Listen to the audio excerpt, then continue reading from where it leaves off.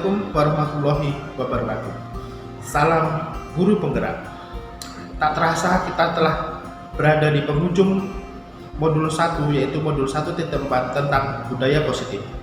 Pada kesempatan ini saya akan memaparkan kegiatan saya, yaitu diseminasi pengalaman dan pemahaman tentang budaya positif dengan rekan kerja saya di SMKN Negeri 2 Mojokerto.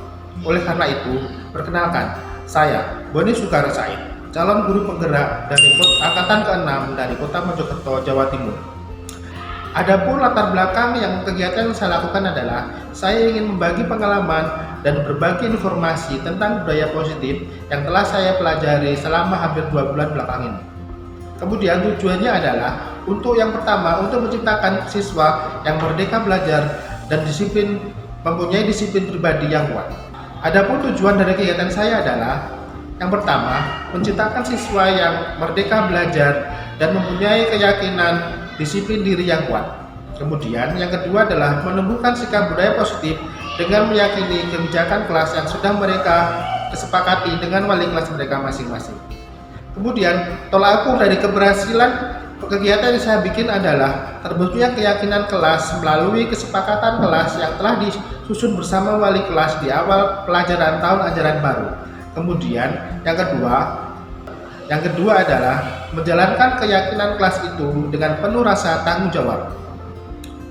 Adapun langkah atau lini masa yang telah saya lakukan untuk mensukseskan kegiatan ini adalah yang pertama, saya meminta izin kepada pimpinan sekolah, yaitu kepala sekolah, untuk melakukan kegiatan ini. Kemudian saya berkoordinasi dengan guru-guru serta rekan-rekan guru di sekolah untuk melakukan diseminasi pemahaman materi budaya positif melalui kegiatan segitiga restitusi dan keyakinan kelas. Selanjutnya, berkoordinasi dengan wali kelas untuk membentuk keyakinan kelas. Dukungan yang saya butuhkan diantaranya dukungan dari kepala sekolah, rekan guru, karyawan TU, serta stakeholder yang terkait di sekolah. Kemudian, dukungan sarana dan prasarana untuk kelancaran kegiatan. Dan yang ketiga, dukungan dari wali murid atas keberadaan siswa jika di luar jam pelajaran sekolah. Rekan-rekan guru penggerak berikut adalah kegiatan diseminasi pemahaman dan pengalaman budaya positif yang telah saya lakukan di sekolah di SMKN Negeri 2 Kota Mojokerto. Selamat menyaksikan. Assalamualaikum warahmatullahi wabarakatuh. Kepada yang saya hormati Bapak Ibu Guru, terima kasih atas kehadirannya pada pagi hari ini dalam acara diseminasi atau pemaparan pemahaman dan pengalaman modul 1.4 mengenai budaya positif di sekolah. Ucap syukur kita haturkan kehadirat Allah atas limpahan karunia-Nya kita bisa berkumpul pada pagi hari ini dengan keadaan sehat walafiat. Izinkan saya Melati Puspitasari untuk membacakan susunan acara pada pagi hari ini. Antara lain, yang pertama yaitu pembukaan, yang kedua inti, dan yang ketiga penutup. Marilah kita buka acara pada pagi hari ini dengan bacaan basmalah. Bismillahirrahmanirrahim. Dilanjutkan acara yang kedua yaitu acara inti. Yang pertama, diseminasi mengenai pemahaman dan pengalaman budaya positif di sekolah sesuai modul 1.4 pendidikan guru penggerak yang akan disampaikan oleh pemateri Bapak Boni Sugara. Kepada beliau tempat dan waktu dipersilakan.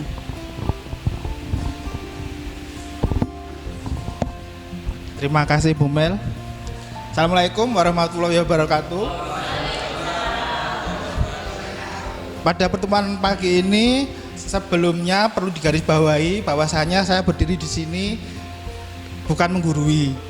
Saya berdiri di sini untuk saling sharing pengalaman, juga dengan sharing materi tentang pengalaman saya mengikuti calon guru penggerak hampir 3 bulan jalan ini.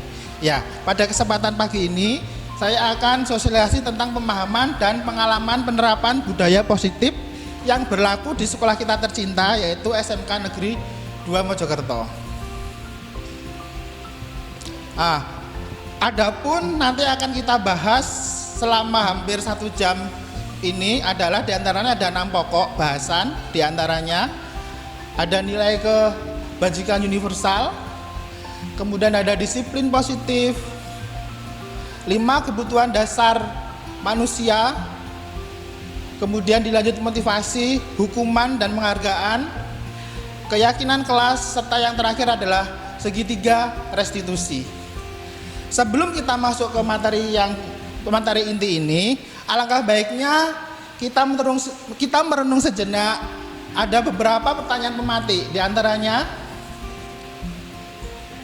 apakah urgensi dari penciptaan suasana positif di lingkungan sekolah kita? Bapak Ibu sudah merasa belum sekolah kita ini sudah aman, sudah tercipta suasana positif bagi kita sebagai guru ataupun sebagai murid?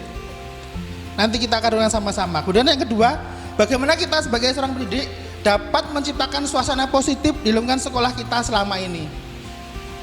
Sekolah kita yang notabene baru berusia hampir 10 tahun ya, yaitu 10 tahun ke belakang ini, sudahkah kita bisa menciptakan suasana yang positif?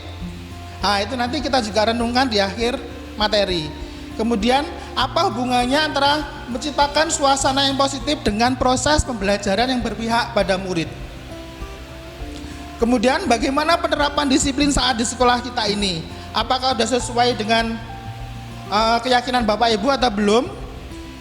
Jika belum, apa yang menurut Bapak Ibu masih perlu dikembangkan lagi? Kemudian berikutnya, apa impian Bapak Ibu guru terhadap siswa kita? Setidaknya dalam waktu jangka panjang maupun jangka pendek. Kalau jangka panjang, misalkan tahun lulusan ini, harapan Bapak Ibu untuk siswa kita itu sebagai apa? Kemudian kalau jangka panjang, seperti apa harapan Bapak Ibu 3 atau 5 tahun ke depan? Apakah kepingin siswa kita itu cerdas hanya dari akademinya saja, atau juga termasuk karakter yang mereka bawakan? Mari kita nanti renungkan di akhir materi. Yang pertama adalah nilai kebajikan universal. Seperti yang sudah ada dalam slide di depan, pada intinya nilai universal itu adalah meliputi hal-hal yang diyakini, yang kita yakini dimanapun kita berada.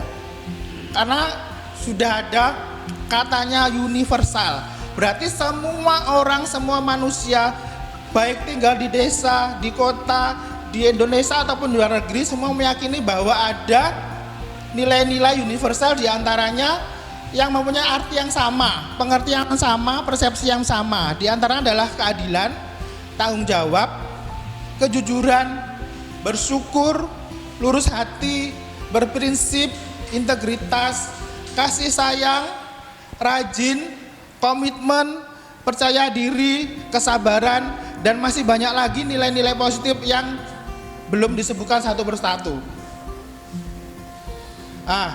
Dari yang kita sebutkan tadi itu adalah nilai kebajikan universal yang kita semua yakini bahwa bila karakter manusia memiliki hal-hal seperti ini, mulai dari keadilan sampai kesabaran, insya Allah kehidupan kita sebagai makhluk sosial akan berjalan dengan sempurna. Tidak ada rasa iri, semua hidupnya tertib, kemudian segala sesuatu itu akan serasa nyaman dan aman. Berikutnya,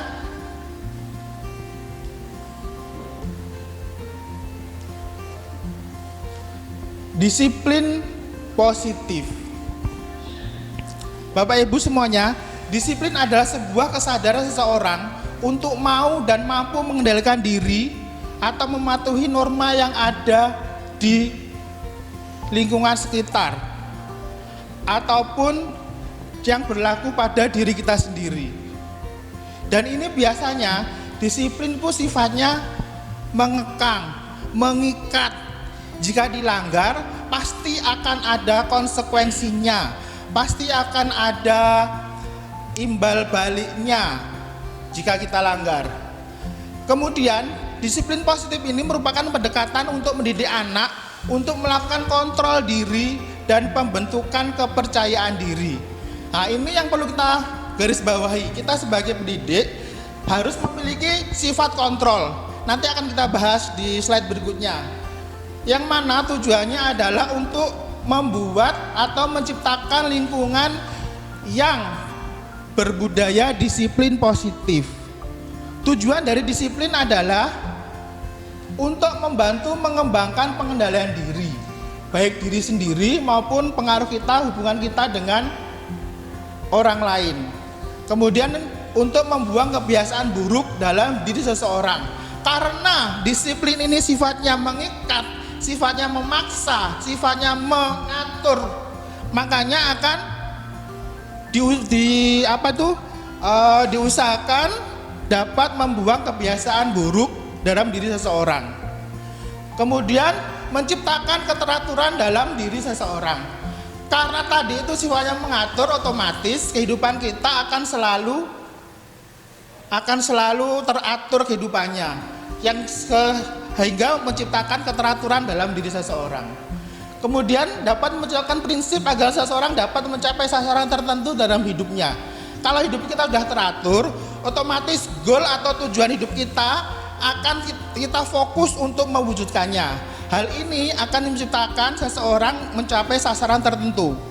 Dalam artian tujuan hidup atau goal hidupnya nanti di masa yang akan datang seperti apa. Lanjutnya adalah kebutuhan dasar manusia. Kita sebagai manusia, sebagai individu pribadi, memiliki 5 dasar kebutuhan, yaitu bertahan hidup, kemudian yang kedua kasih sayang dan rasa diterima, penguasaan, kebebasan atau freedom, kemudian yang terakhir adalah kesenangan. Bertahan hidup. Kebutuhan dasar yang pertama adalah bertahan hidup. Bertahan hidup ini hubungannya dengan fisik kita, hubungannya dengan kebutuhan primer kita. Kita kalau hidup perlu yang pertama, perlu apa Bapak Ibu? Kita perlu makan. Selain makan, otomatis kita perlu makan dan mana dari pasangannya. Kemudian kita perlu apa? Sandang atau pakaian. Kemudian yang kebutuhan primer terakhir, papan atau tempat tinggal sebagai tempat kita pulang ke keluarga. Itu adalah kebutuhan dasar. Di samping itu, dari kebutuhan dasar primer itu ada kebutuhan sekunder sama kebutuhan tersier. Kalau sekunder termasuk yang seperti apa Bapak Ibu? Piknik itu tersier Bapak. Kenapa? Kuota. Ya, kuota. Sekarang itu kuota jadi kebutuhan sekunder. Mau nggak mau, pendidikan juga begitu. Juga sebagai kebutuhan untuk meningkatkan kompetensi diri kita sendiri. Kemudian yang tersier, kebutuhan yang dianggap tidak penting juga penting, dianggap penting kayaknya nggak terlalu penting. Yaitu yang seperti Pak Rahmat Effendi bilang, piknik atau healing ya sekarang ya. Kemana-mana healing dulu biar merefresh pikiran. Itu yang pertama adalah kebutuhan dasar untuk bertahan hidup. Kemudian yang kedua adalah merasa kasih sayang dan rasa diterima. Ini hubungannya dengan psikis kita, hubungannya dengan dalam diri kita. Jika kita merasa disayangi, merasa dikasihi, merasa dicintai, otomatis kebutuhan fisik kita, psikologis kita itu akan nyaman, hidup kita menjadi terentam. Apalagi kalau sudah punya pasangan ya Bapak Ibu ya. Di kantor kita sudah berjibaku mendidik, membesarkan, memberi contoh yang baik pada anak-anak. Ternyata waktu jam-jam terakhir ada konflik dengan Bapak Ibu guru yang lain, ada sedikit masalah, kita jadi sedikit naik darahnya.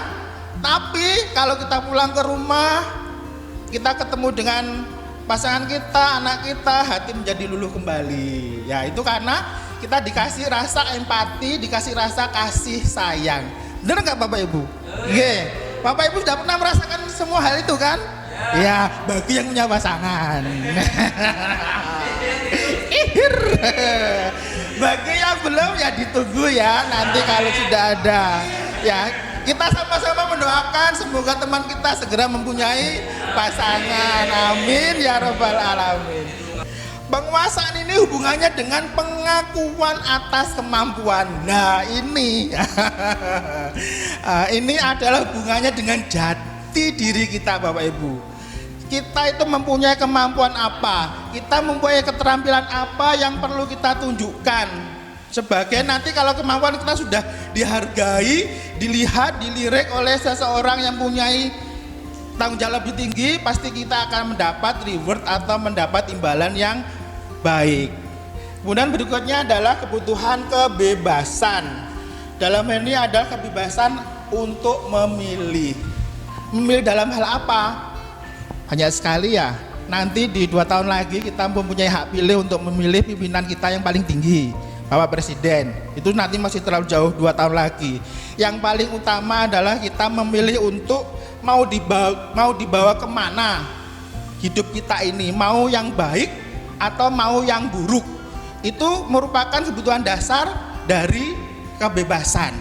Kalau ingin yang buruk, side-nya kita ke temannya Pak Rofi'i ataupun Pak Rudi, pasti hidup kita akan baik dan lurus-lurus saja. Tapi kalau hidup kita mau dibawa yang buruk, kita kumpul sama bromocora yang ada di sekitar kita, pasti kita akan tertular dari itu. Dan yang paling mempengaruhi hidup kita bisa masuk yang baik atau yang buruk adalah lingkungan dan teman kita yang paling dekat. Jika kita kumpulnya dengan para ustadz ustadzah, tidaknya kita akan kecipratan menjadi calon ustadz atau ustadzah. Jika kita kumpulnya sama yang tukang apa? Tukang parfum, nanti kita jadi tukang jualan parfum. Jika kita kumpulnya circle-nya sama tukang makan, itu nanti kita jadi suka makan. Seperti ibu-ibu ini, cita-citanya aja pengen kurus, tapi makanya rakus. Ya selingan gitu Bapak Ibu nggih. Yang pasti yang paling mempengaruhi kita untuk mau di mana tujuan hidup kita adalah yang paling dekat, lingkungan dan pertemanan kita. Berikutnya kebutuhan dasar manusia yang terakhir adalah kesenangan. Kesenangan merupakan kebutuhan untuk mencari kesenangan bermain ataupun tertawa. Lah ini kalau ingin selalu happy setiap saat berkumpul dengan saya.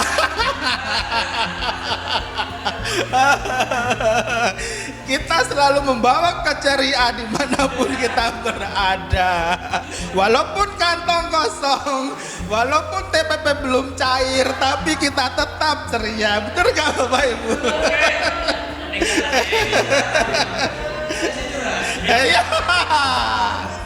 Ya, sama-sama ya. Sampai Jumatnya berlalu hingga 4 minggu yang lalu belum Jumat juga. Ya nanti sedikit banyak gitu ya. Oh ya berarti yang ke-6 ya ditambahi kebutuhan dasar manusia adalah pencairan TPP. Setuju Bapak Ibu? Kita kembali ke sini, yaitu selanjutnya adalah motivasi, hukuman dan penghargaan. Motivasi. Kalau boleh tahu motivasinya Pak Rudi pengen jadi apa ya Pak Rudi ya? Apa sudah tercapai? Jadi apa Pak? Jadi guru. Adakah dari Bapak Ibu yang punya motivasi terpendam yang dari dulu sampai sekarang belum terrealisasikan? Pak TJ, mungkin punya Pak TJ? Pasti punya Pak TJ. Apa Pak TJ? Ingin buka toko bakery, tak pengen apa gitu. Ada Pak TJ? Apa Pak? Loko makanan. Kemudian usaha apa yang Bapak sudah lakukan untuk mewujudkan motivasi yang belum tercapai itu Pak? Sedikit demi sedikit mengumpulkan itu ya peralatan untuk membuat kue ya. Bagus Bapak. Mungkin dari Bapak Ibu, dari Bu Febri ada motivasi yang belum terlaksanakan. Ya, apa boleh nih sebentar Bu. Sebelum animasi. Cita-citanya sungguh mulia sekali ya Bapak Ibu ya. Tentang apa temanya Bu?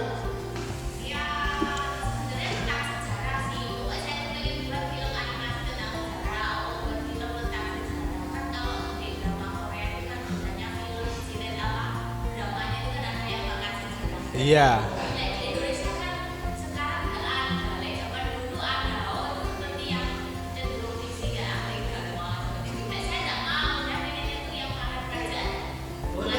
Kerajaan yang ada di Indonesia. Kayak Game of Thrones dulu. Oh, bagus sekali ya. Terus Bu, apa usaha yang Ibu lakukan untuk Saya kalau misalkan kalau game of kayak yang manusia beneran kan mungkin nanti saya langsung ya animasi? Sudah mulai belajar. Pembentukan karakternya sudah terpikir. Nanti bisa kolaborasi nggih Bapak Ibu. Kalau boleh seperti itu bisa kolaborasi dengan guru sejarah ataupun guru bahasa Indonesia ataupun dengan guru DKV untuk menciptakan karakter-karakter yang pengen dibuat karakternya animasi seperti temanya tentang kerajaan gitu ya Bu. Iya, terima kasih sekali Bu. Mulia sekali cerita. Kembali lagi oleh Bu Febri, mungkin ada? Tidak ada. Oke, kita lanjut ya. Untuk terdapat 3 motivasi menurut Diana Gosen. Diana Gosen itu siapa ya? Nanti kita kenalan bareng-bareng. Gosen sama GoFood mungkin. Temannya GoFood mungkin. 3 motivasi itu ada yang pertama untuk menghindari ketidaknyamanan atau hukuman. Nah ini biasanya karena terpaksa tidak mau dihukum, mau nggak mau, motivasi manusianya itu menghindari permasalahan yang mungkin muncul dan berpengaruh pada diri mereka secara fisik dan psikologis. Mereka tidak melakukan tindakan itu. Jadinya motivasinya itu agar tidak kena hukuman. Motivasinya mengikuti arus saja, mengikuti aturan saja yang berlaku. Kemudian yang kedua, untuk mendapatkan imbalan atau penghargaan orang lain. Nah ini tadi ada hubungannya dengan 5 kebutuhan dasar manusia yang tentang apa tadi? Bukan, yang nomor 3. Yang penguasaan ya, hubungannya dengan yang penguasaan. Kalau kita diperhatikan sama orang lain, otomatis nanti kita dengan perilaku kita yang baik, mungkin kita bisa mendapatkan penghargaan atau imbalan. Setidaknya dapat pujian walaupun tidak ada penghargaan secara khusus. Kemudian yang ketiga adalah untuk menjadi orang yang mereka inginkan dan menghargai diri sendiri dengan nilai-nilai yang mereka percaya. Orang melakukan sesuatu yang yakini motivasi ini akan membuat orang mempunyai disiplin yang positif karena motivasinya bersifat internal. Ya ini yang paling penting. Karena motivasi kalau sudah tumbuh dari diri sendiri, apapun yang terjadi, apapun yang dihadapi, kita akan selalu berpikiran positif, akan selalu bertindak positif. Dan itu biasanya akan mempengaruhi orang-orang di sekitar kita. Ya, kalau sudah tumbuh dari diri sendiri, bersifat internal, insya Allah seperti itu.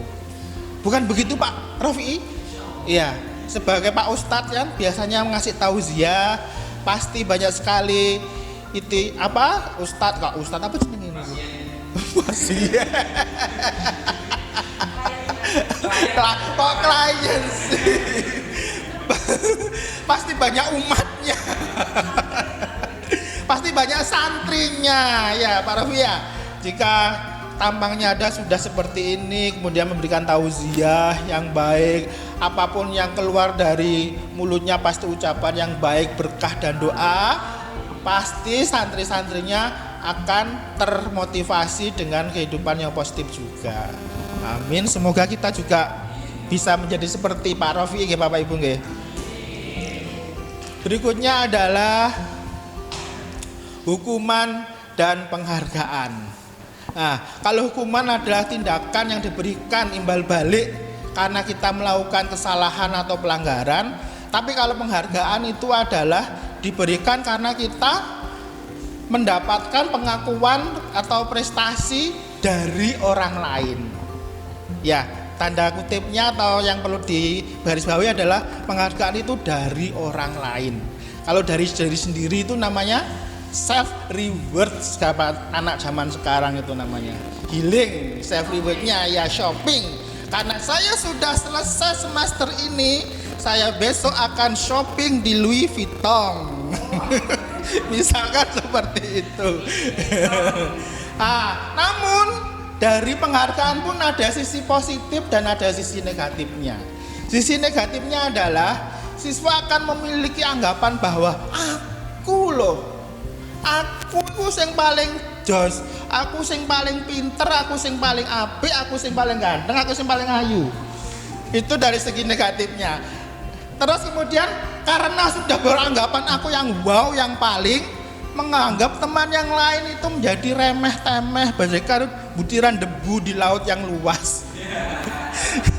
Kemudian yang berikutnya adalah mendorong siswa untuk memiliki sifat materialistis. Itu negatifnya. Karena biasanya kalau dikasih penghargaan, misalkan diberikan sesuatu, nah itu di samping menjadi anaknya menjadi sok, pasti akan dia mempunyai sifat materialistis. Melakukan sesuatu atas adanya imbalan, melakukan sesuatu bukan karena kesadaran diri, tapi karena ada embel-embelan aku kok dapat sesuatu. Nah, ini segi negatifnya. Segi positifnya menjadi pendorong untuk berbuat baik, sopan, semangat, dan menjadi personal atau diri yang lebih baik. Itu sisi positifnya. Jadi Bapak Ibu, jika kita sebagai guru, penghargaan yang paling sering kita berikan kan yang sederhana, mungkin nilai nggih. Kalau ada anak yang berprestasi, ada anak yang suka menjawab pertanyaan, ada anak yang rajin, selalu tepat waktu mengumpulkan tugas, yang bisa kita berikan rewardnya kan nilai. Tapi kalau reward dalam bentuk benda atau barang itu jarang kita lakukan nggih. Lah, mungkin pernah tapi jarang kita lakukan. Kemudian yang paling sering itu atau yang paling mudah sekali kita berikan mungkin jika kita jalan di mana di koridor atau di itu dipanggil Bapak Ibu guru, kita balas dengan senyuman, kita balas dengan hai apa kabar anak, gimana kabarmu hari ini, itu kan juga sebagai bentuk penghargaan, menghargai kehadiran mereka, bahwa anak ini kita anggap sebagai siswa kita. Mungkin itu yang paling sederhana bisa kita berikan kepada murid kita. Berikutnya, ini ada beberapa konsep identitas gagal dan identitas sukses. Jika hukuman dengan identitas gagal, sesuatu yang menyakitkan harus terjadi. Konsekuensinya adalah sesuatu itu harus terjadi. Kemudian restitusi, Pak Ki, pas harus namu. Gak iso jelas dong. Kok diedit pas. Gak usah kata di dewe. Iya, kepanjangan bingung. Nah sekarang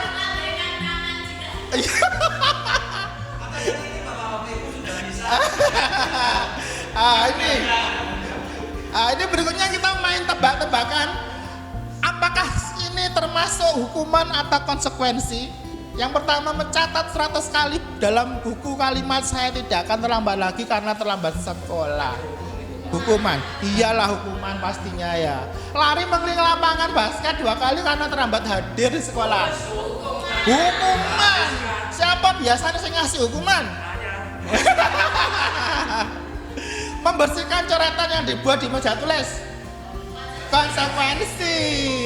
Ya. Kemudian murid diminta untuk push up 15 kali karena tidak menggunakan masker sekolah. Hukuman juga. Menggantikan kertas tugas teman yang telah dicoret-coret. Konsekuensi. Berjemur di lapangan basket pukul 12 siang karena mengobrol dengan teman. Hukuman. Ada yang pernah memberi hukuman seperti ini? Gak mungkin ya? Enggak. Ikut berjemur. Karena apa, Bu? Ya, itu seperti apa ya? Saya kan, saya mau anak-anak, saya juga ingin solidaritas saya ke anak. Ada kesalahan yang mereka lakukan. Dan itu fatal. Fatal. Terus itu mereka itu harusnya janji itu tugas upacara bendera untuk hari Seninnya. Tapi Iya. kemudian itu hari Sabtu, waktu itu kayaknya masih hari Sabtu masuk. Tidak latihan. Terus Iya, sudah dibagi. Nah itu ternyata itu pas hari H, hari Seninnya itu nggak masuk semua malah. Dengan sengaja berarti nggih Bu. Akhirnya kayak dengan sengaja. Oh ya, itu hubungan sama dengan ini ya, berjemur ya. Kemudian murid diminta bertelanjang kaki sepanjang hari karena tidak menggunakan sepatu warna hitam sesuai peraturan sekolah. Hukuman, ini biasanya Pak Fendi ini gitu. Ya. Berdiri di depan kelas sambil mengangkat kaki satu tangan karena tidak menjawab pertanyaan. Hukuman, membersihkan tumpahan air di meja tulis karena tersenggol saat jam. Konsekuensi. Yang terakhir, kehilangan 10 menit jam istirahat untuk mengerjakan tugas karena terlambat datang dan tertinggal pelajaran 10 menit. Konsekuensi. Bedanya itu sebenarnya apa sih hukuman sama konsekuensi Bapak Ibu? Dia semacam ada tanggung jawab untuk membereskan kekacauan yang dia ciptakan atau kesalahan yang dia. Itu konsekuensi nggih. Nggih, kalau hukuman itu biasanya karena bersifat mengikat pasti ada tertulisnya. Kalau hukuman, tapi kalau konsekuensi biasanya itu kita komunikasikan dulu dengan apa yang kita perbuat dengan orang yang kita sakiti itu biasanya konsekuensi. Berikutnya adalah pendekatan restitusi, adalah merupakan salah satu cara menanamkan disiplin positif pada siswa. Ya, Bapak Ibu, sebenarnya intinya itu dari awal sampai sekarang ini yang kita bahas itu sebenarnya yang paling masuk yang di sini adalah pendekatan restitusi. Di mana restitusi merupakan proses menciptakan kondisi bagi siswa untuk memperbaiki kesalahan mereka. Jadinya kita tidak serta-merta memberikan hukuman atau konsekuensi, tapi kita istilahnya bargaining dulu dengan mereka. Kita ngobrol dulu, kita tanyai dulu kenapa, sebabnya apa, kenapa melakukan hal seperti itu. Itu namanya restitusi. Kita tanyai dulu, kita cari akar permasalahannya, baru kita cari jawabannya bareng-bareng dengan bergandeng dengan siswa. Itu namanya restitusi. Kemudian ciri-ciri restitusi adalah bukan menebus kesalahan, tapi untuk memberi pelajaran akan kesalahan yang telah dilakukan. Karena itu tadi, kita tidak langsung memberikan hukuman atau punishment, tapi kita ngobrol-ngobrol dulu sebabnya, makanya merupakan belajar dari kesalahan yang telah kita perbuat. Yang kedua, memperbaiki hubungan. Yang ketiga, tawaran bukan paksaan. Nah, bedanya dengan hukuman. Kalau hukuman paksaan, pasti paksaan karena sudah diatur. Namun kalau restitusi itu tadi bergandeng, kita tawar-menawar, istilahnya untuk win-win solution, sama-sama solusinya itu sama-sama menguntungkan. Berikutnya adalah menuntut untuk melihat ke dalam diri. Untuk mencari kebutuhan dasar yang mendasari tindakan, merupakan fokus pada karakter, karena tadi itu kita sama-sama mencari keputusannya bersama, jadi kita akan tahu karakter, bukan karakter yang ada dalam diri siswa. Kemudian yang terakhir adalah menguatkan. Itu merupakan ciri-ciri dari restitusi.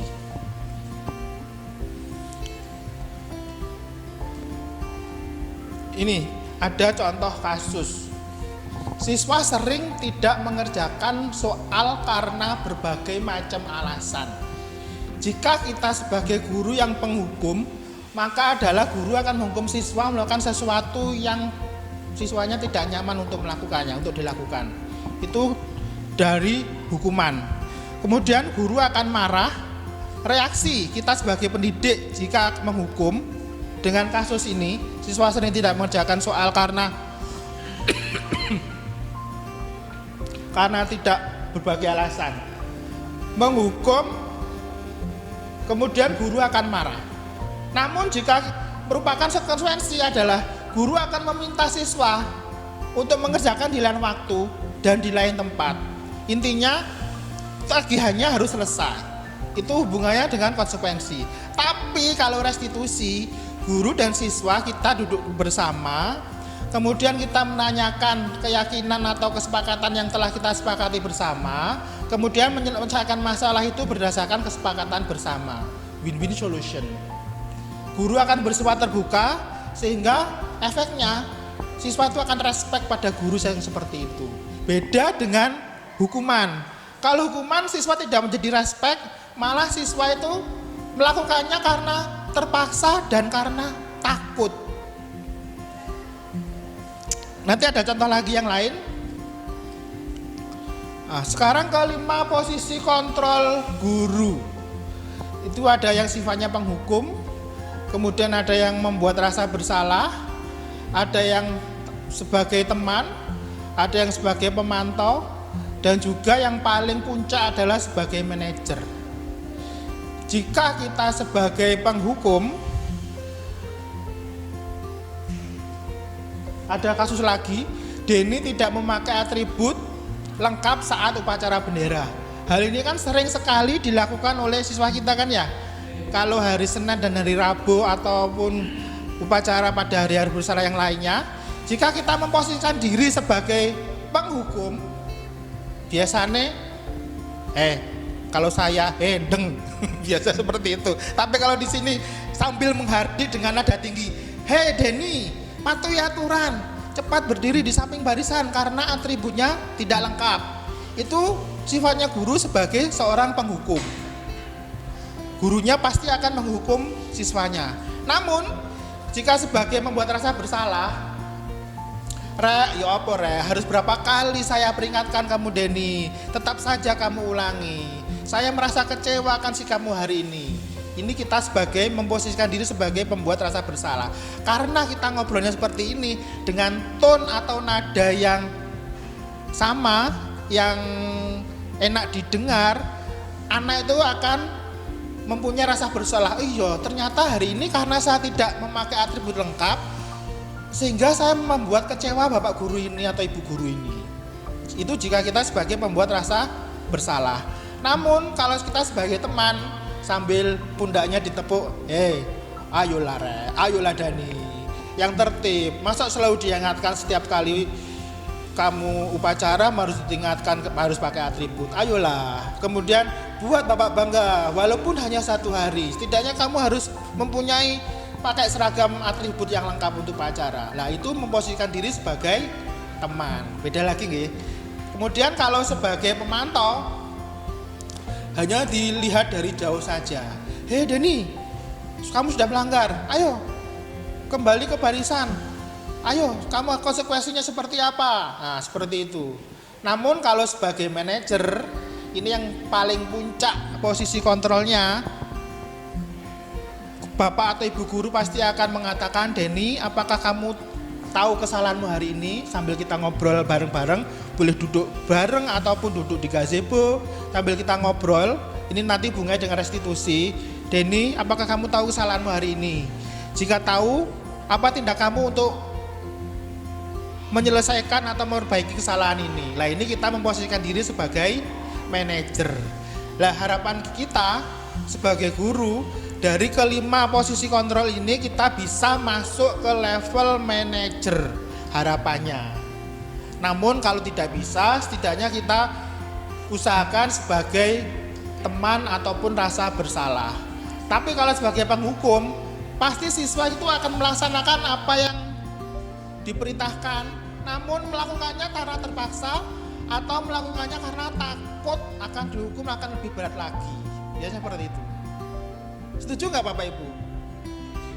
Bapak Ibu sudah melakukan menempatkan posisi Bapak Ibu di antara kelima ini? Kita dulu komplit, jadi kelima-limanya. Nah, dulu komplit. Yang paling sering itu yang mana? Kalau komplit ya? Yang paling sering sebagai penghukum. Iya. Lah sebaiknya nanti kalau kita mempelajari modul ini tentang budaya positif, sebaiknya itu kita sebagai manajer yang paling utama. Tapi biasanya kalau manajer ini levelnya kepala sekolah ya. Saya kan penjaga.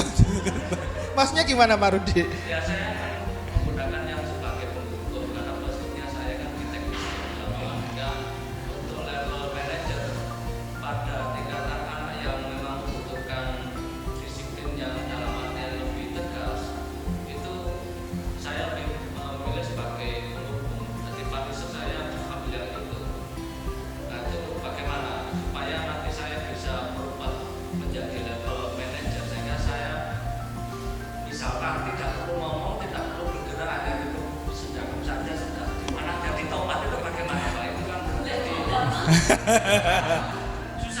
Susah itu. Iya, biasanya jika yang seperti Pak Rudi katakan hanya dengan berdiri dan sendakep kemudian siswa menjadi rajin, kemudian menjadi disiplin, itu yang berdiri sendakep itu bukan guru, tapi level tertinggi di sebuah instansi. Mungkin itu bisa dilakukan. Tapi kalau hanya levelnya guru hanya dengan sendakep gini, kayaknya belum begitu ngaruh deh. Iya. Iya, biasa kepala sekolah. Iya, saya setuju dengan Pak Rudi. Iya, mungkin ada yang perlu diterang lagi Bapak Ibu tentang ini posisi kontrol sebagai penghukum, rasa bersalah, teman, pemantau, dan manajer. Yang sering Bapak Ibu lakukan sebagai posisi apa? Pak Irsam, biasanya seperti posisi apa Pak jenengan Pak? Penghukum, hanya penghukum. Pernah nggak selain sebagai penghukum, Bapak, misalkan Bapak memanggil kemudian siswanya karena jadi wali kelas kan gitu? Ya, ada siswanya yang sering bolos, tidak masuk atau terlambat, pernah nggak dipanggil berdua saja kemudian ditanyai dari hati ke hati, itu pernah nggak? Pernah gitu. Berarti selain penghukum, pernah sebagai manajer secara tidak langsung. Tapi saya yakin kalau Pak Rofi'i seringkali sebagai manajer karena kliennya banyak, karena santrinya banyak. Oke, bener Pak? Kadang. Ada pengalaman yang perlu di-sharing Pak tentang manajer ini Pak, posisi kontrol manajer Pak?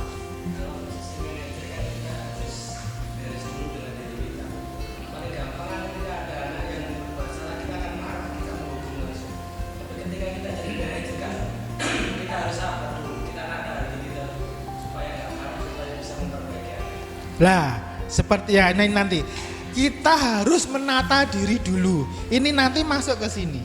Iya. Ada yang namanya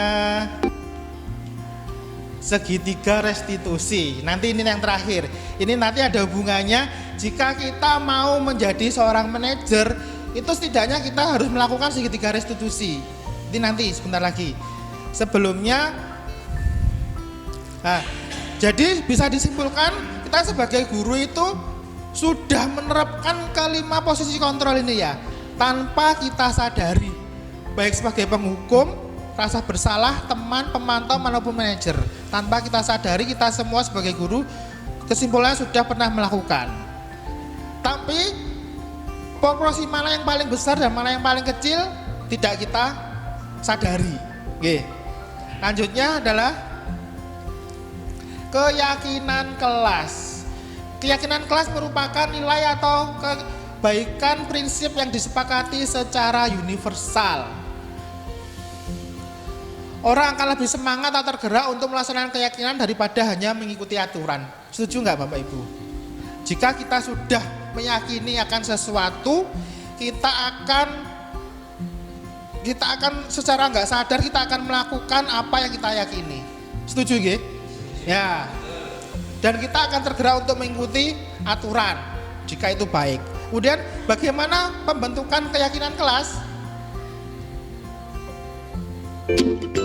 Silakan disimak video seperti ini.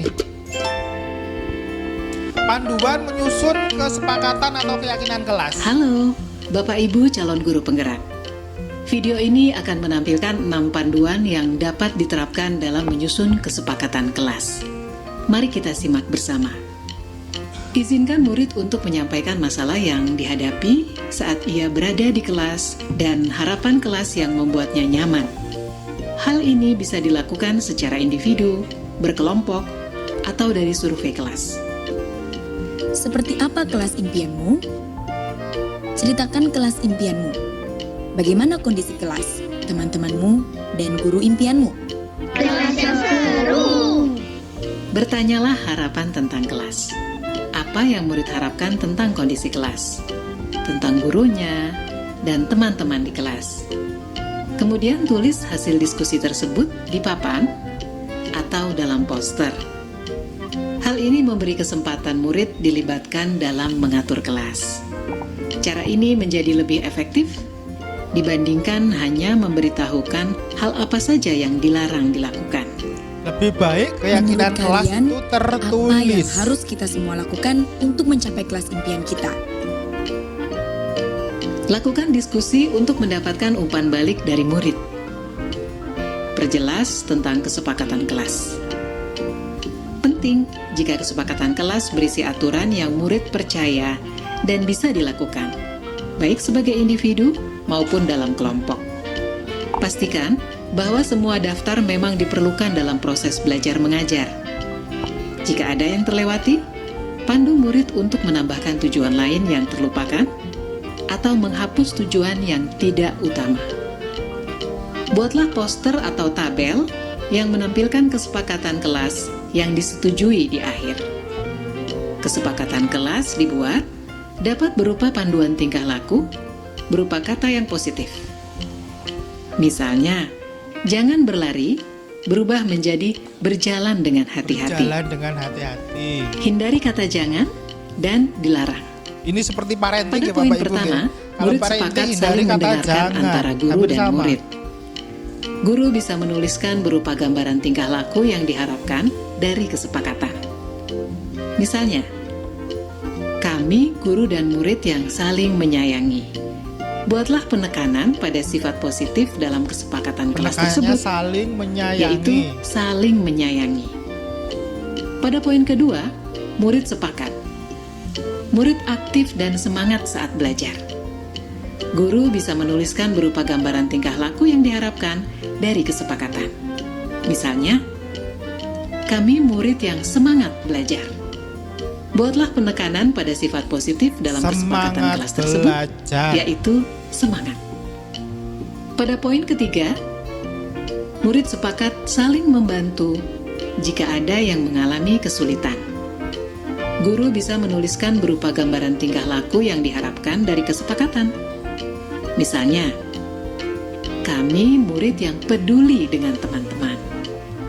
Buatlah penekanan pada sifat positif dalam kesepakatan kelas tersebut, Peduli. yaitu peduli.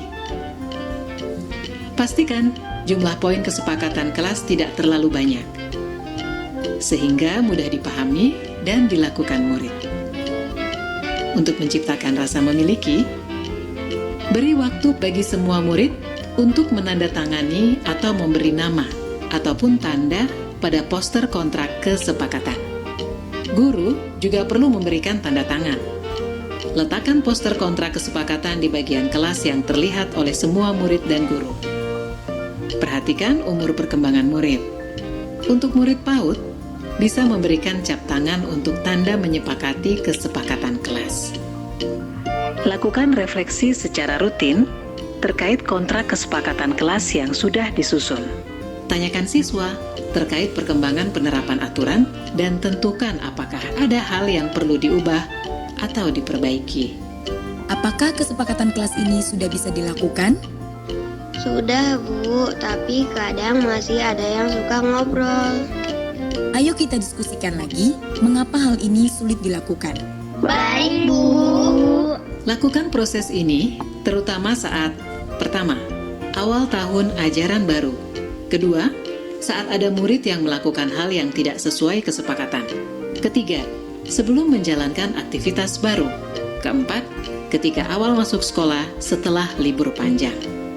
Proses ini tidak akan pernah berhenti dan akan selalu dikembangkan. Seperti proses belajar yang terus berlangsung selama kita hidup. Semangat mencoba! Semungut. Ya, dari video tadi, hal ini kan sudah hampir setiap tahun di awal pelajaran kita lakukan ya Bapak Ibu ya. Kita bikin kesepakatan kelas, biasanya yang bersambung dengan pembagian struktur organisasi di kelas. Di samping itu biasanya disediakan untuk yang wali kelas.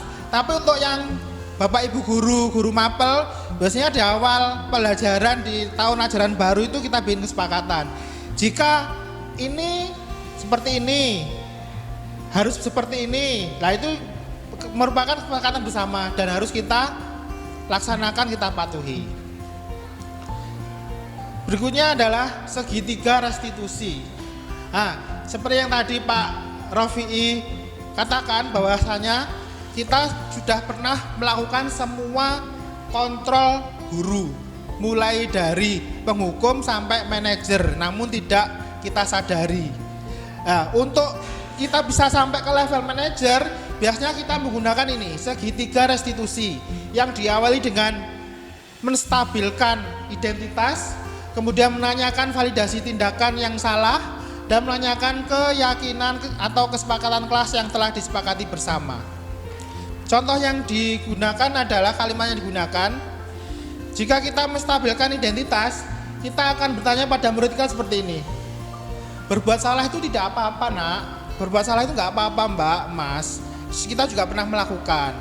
Tidak ada manusia yang sempurna. Ini namanya menstabilkan identitas. Tujuannya untuk membuat siswa kita itu menjadi tenang. Setelah melakukan kesalahan, otomatis kan dia takut nanti kalau dihukum. Nah, biar tidak takutnya itu berlebihan, kita tenangkan dulu diri siswa kita ini dengan contoh kalimat seperti itu. Berbuat salah itu biasa, tidak apa-apa. Kita sebagai manusia pasti tidak sempurna dan pernah melakukan kesalahan. Kemudian di level berikutnya atau di tahap selanjutnya adalah memvalidasi tindakan yang salah dengan kalimat, sebenarnya kamu kan udah tahu sih apa yang telah kamu lakukan ini adalah buruk dan tidak baik, tapi kenapa tetap kamu lakukan? Nah, itu tujuannya untuk memvalidasi bahwa dirimu itu memang salah, akuilah. Kalau sudah diakui, nanti akan menanyakan keyakinan hubungannya dengan video tadi. Keyakinan kelas apa yang telah kita sepakati dan ternyata kamu langgar. Jika kamu ingin memperbaiki, tindakan apa yang akan kamu lakukan biar kita semuanya menjadi saling menguntungkan. Nah, ini namanya segitiga restitusi. Ini levelnya ke guru yang mau menjalankan posisi kontrol manager. Nah, ini adalah contoh yang sudah pernah saya lakukan sebagai tugas di guru penggerak modul 1.4 ini. Contoh penerapan segitiga restitusi. Nanti bagi ibu-ibu yang ikut angkatan berikutnya pasti akan melakukan hal serupa. Kita akan membuat sebuah masalah, kemudian memanggil anak tersebut untuk ditanyai keterangan secara bersama-sama, sehingga setelah mempelajari akan modul muncul 1.4 hasil membangun yang budaya kita positif, sepakati banyak bersama. hal baru yang dapat saya pelajari. Di antaranya adalah teori kontrol serta nilai kebijakan universal, konsep disiplin, keyakinan kelas, hukuman dan penghargaan, 5 kebutuhan dasar manusia, 5 posisi kontrol guru, serta segitiga restitusi. Semua hal yang dipelajari di atas pada akhirnya bermuara untuk pembentukan ekosistem sekolah yang aman, nyaman, dan berpihak pada murid. Dalam kesempatan ini, izinkan saya, Boni Sugara Said, calon guru penggerak angkatan ke-6 dari Kota Mojokerto, Jawa Timur, untuk memaparkan demonstrasi kontekstual modul 1.4 membangun budaya positif. Dalam kesepakatan belajar mata pelajaran Desain Publikasi SMK jurusan Desain Komunikasi Visual, di awal pertemuan kita membuat kesepakatan dan meyakini bahwa saat pembelajaran berlangsung, siswa saling menghormati dan menghargai kebutuhan belajar warga kelas. Sehingga bermain game saat pembelajaran berlangsung merupakan kegiatan indisipliner karena dianggap mengganggu siswa lain yang sedang fokus belajar. Oleh karena itu, diperlukan tindakan penyelesaian masalah menggunakan segitiga restitusi. Segitiga restitusi merupakan sebuah strategi yang dapat dilakukan sebagai proses menciptakan kondisi adalah membolos sekolah. Itu lumayan lucu. Hasil dari downloadan tapi.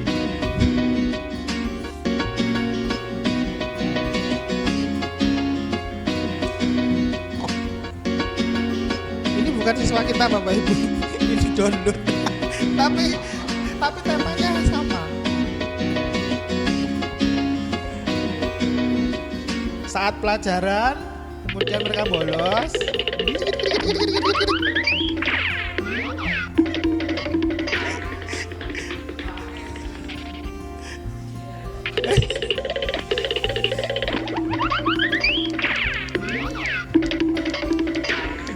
Backsoundnya sesuai ya.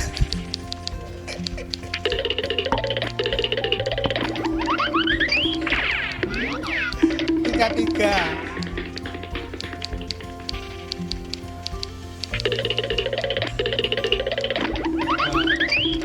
Nanti jadi sifatnya Resa ini.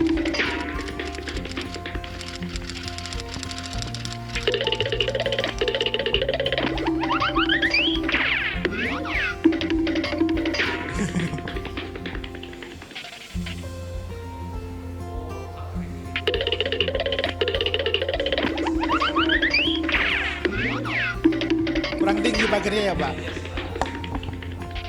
Perlu dikasih duri-duri. Backsoundnya loh. Ini Resa datang ini.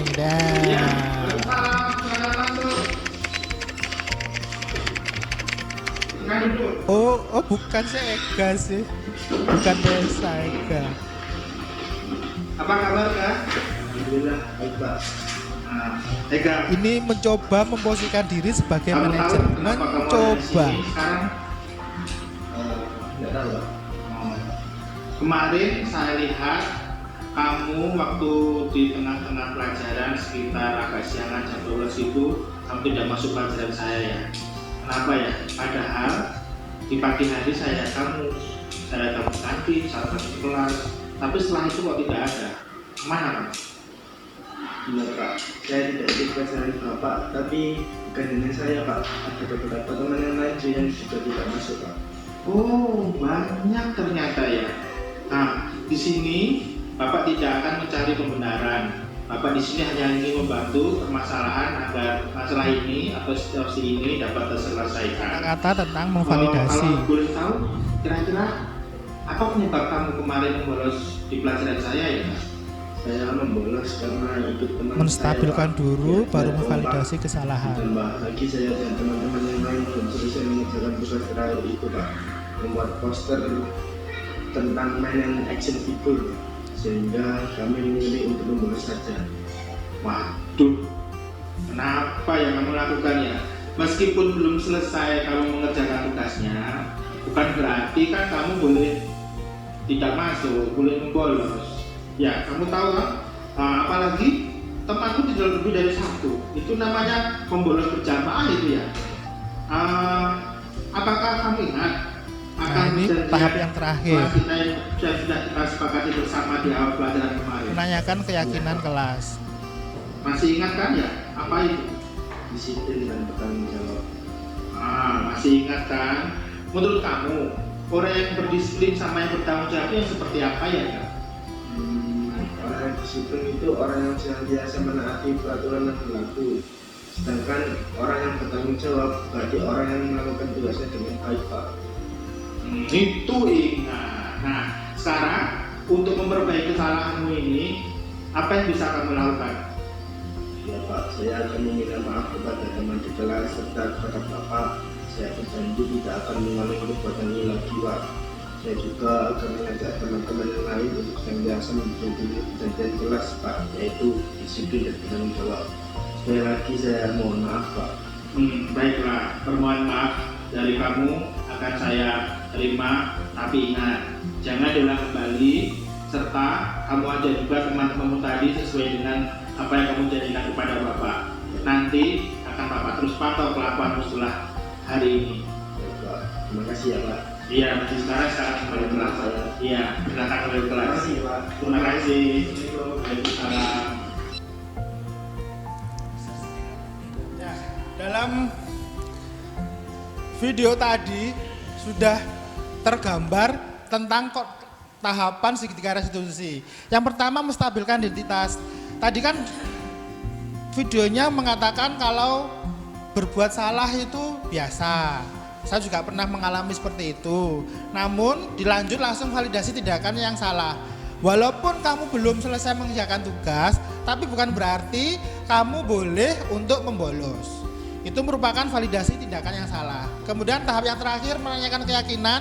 Tadi kan tidak sesuai dengan keyakinan kelas yang setelah kita sepakati bersama. Kemudian apa yang bisa kamu lakukan untuk memperbaiki kesalahan? Kemudian dijawab sama siswanya tadi, untuk memperbaiki kesalahannya adalah meminta maaf serta menyelesaikan tugas yang belum dikerjakan di lain waktu. Nggih.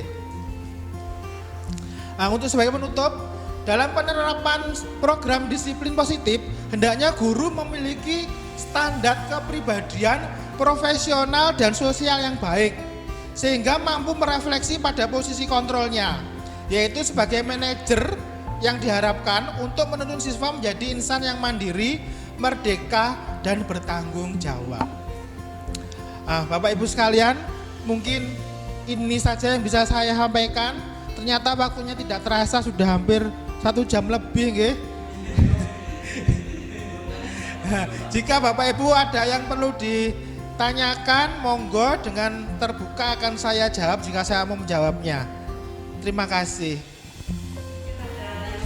Oh, nggih Bu, monggo Bu Nurul. Nggih.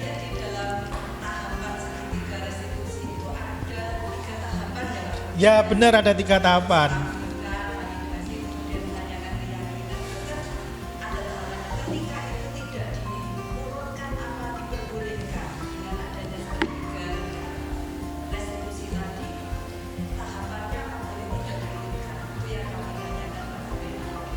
Oh nggih, terima kasih Bu Nurul atas pertanyaannya. Yang namanya segera restitusi ini sebaiknya dilakukan lengkap dan berurutan. Kenapa? Kalau tidak berurutan, misalkan kita langsung melaju ke tahap kedua, nanti kita tidak bisa menstabilkan siswanya. Kalau siswa setelah melakukan kesalahan biasanya merasa bersalah, kemudian takut. Nah, sebaiknya siswanya itu didinginkan dulu, didudukkan dulu, ditanyai dulu, itu masuk ke dalam menstabilkan identitas. Baru dilaksanakan tahap berikutnya, validasi, dan yang terakhir menanyakan keyakinan. Jadi harus dilakukan secara utuh dan berurutan. Jika tidak, siswanya nanti malah bisa-bisa kabur ataupun menangis di tempat nanti Bu Nurul. Oke, terima kasih Bu Nurul pertanyaannya. Mungkin ada pertanyaan lain? Oke.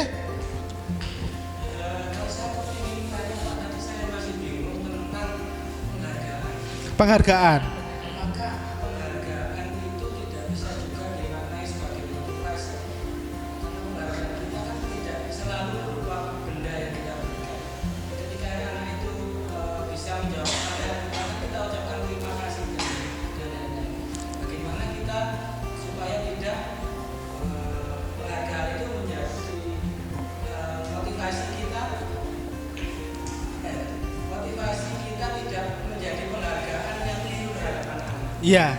Iya, saya bisa menangkapnya Pak Rofi. Ya benar sekali. Penghargaan dengan motivasi itu erat sekali hubungannya, bedanya sangat tipis. Biasanya kalau kita memberi penghargaan itu juga termasuk memberikan di akhirnya, di endingnya pasti akan memberikan motivasi. Nah itu merupakan satu rangkaian yang tidak bisa diputuskan. Motivasinya biasanya itu untuk membangun atau memperbaiki, membentuk karakter anak untuk menjadi lebih baik. Mungkin itu yang bisa saya jawab Pak Rofi.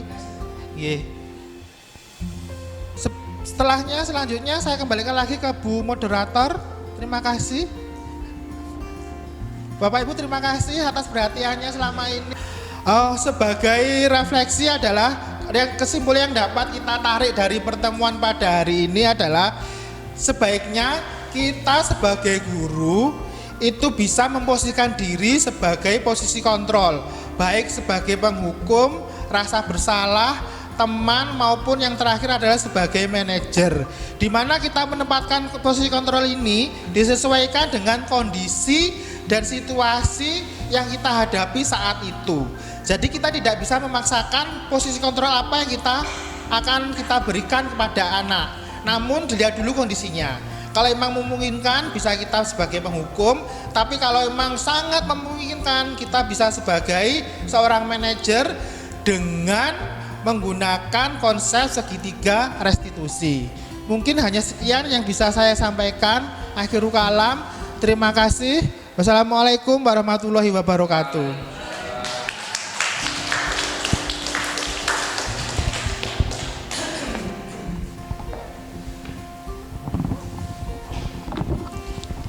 Terima kasih Demikian pemaparan yang sangat jelas dari narasumber kita, yaitu Bapak Bone. Semoga apa yang telah disampaikan dapat memberikan manfaat untuk kita semua, dan khususnya untuk Pak Bone sendiri dalam pemenuhan tugas aksi nyata modul 1.4 mengenai budaya positif pendidikan calon guru penggerak. Sampai di sini kami akhiri. Selamat siang. Assalamualaikum warahmatullahi wabarakatuh.